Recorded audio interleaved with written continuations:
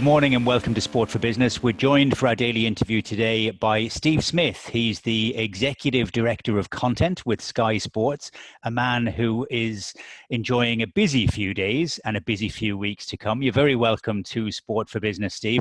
Tell me, the return of the Premier League now is obviously a massive deal for football. How massive is it for Sky Sports as well after 3 months off the air, effectively? Yeah, it's a huge start of a huge period for Sky Sports and Sky's businesses, particularly football returns and more generally sport returns. Premier League has been the focus probably since the day that sports stopped in the UK. How and when Premier League was going to return, all the plans around that, and I think from the moment that Premier League stopped on our channels, we've been planning for restarts. And you've got you're full on into it. So it kicks off on Wednesday night. You've then got 90 odd games to finish off the Premier League. Yeah.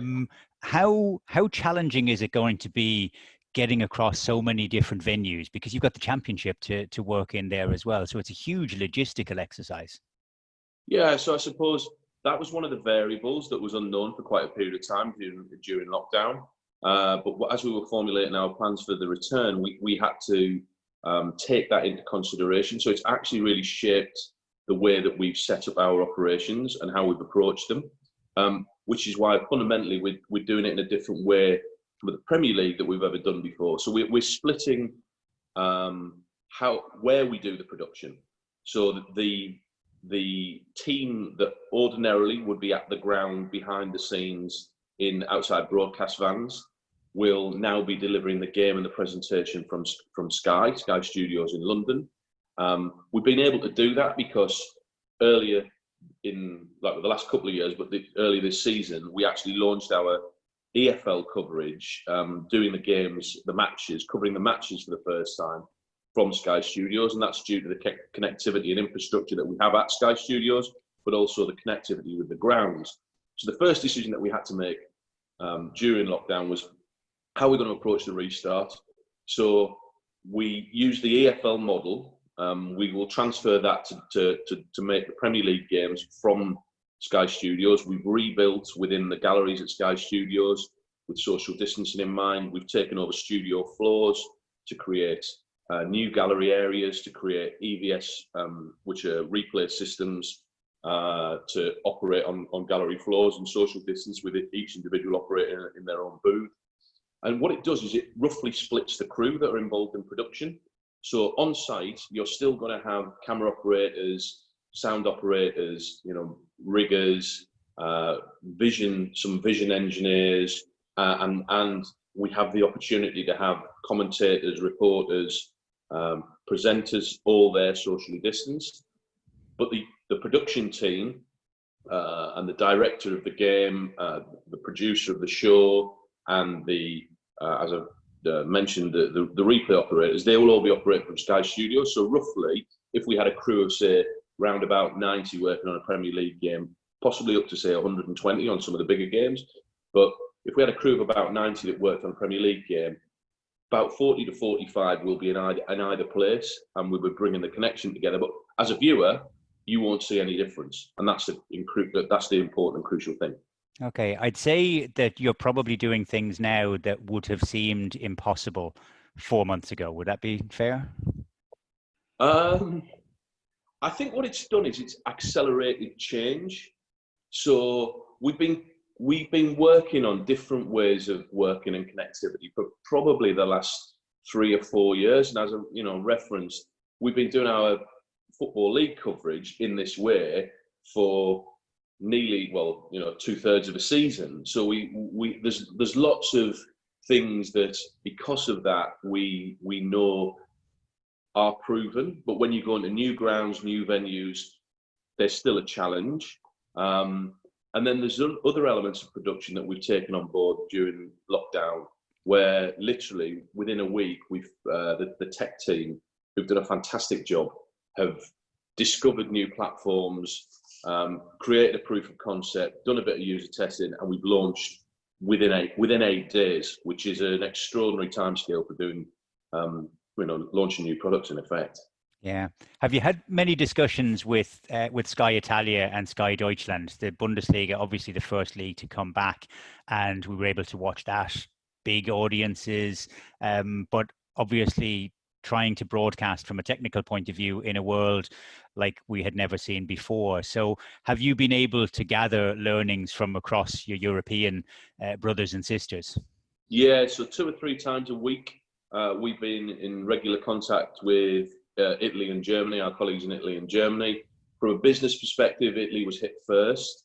So there was lots of learning for Sky Business as to how Italy reacted. You know, within a matter of days, they had to effectively shut down their site.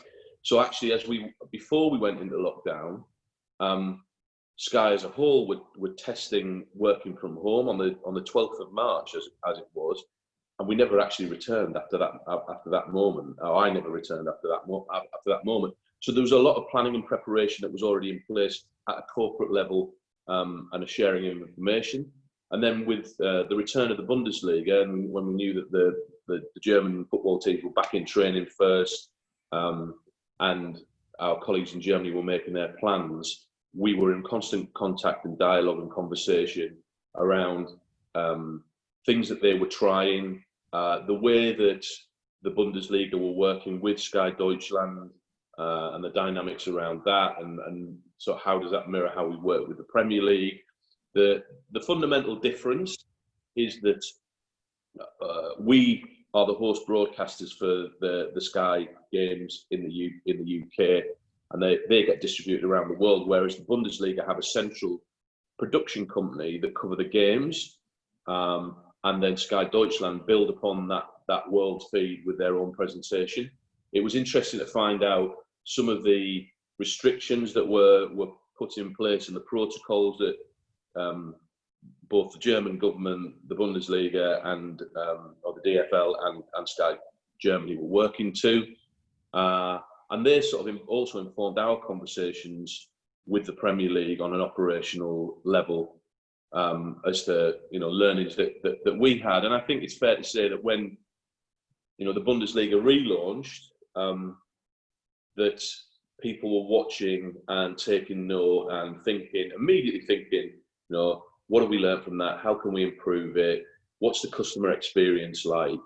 And for us, it was actually quite interesting because we were able to access our German colleagues' output when Bundesliga was relaunched, where they'd worked very hard on creating stadium atmos sound over the period.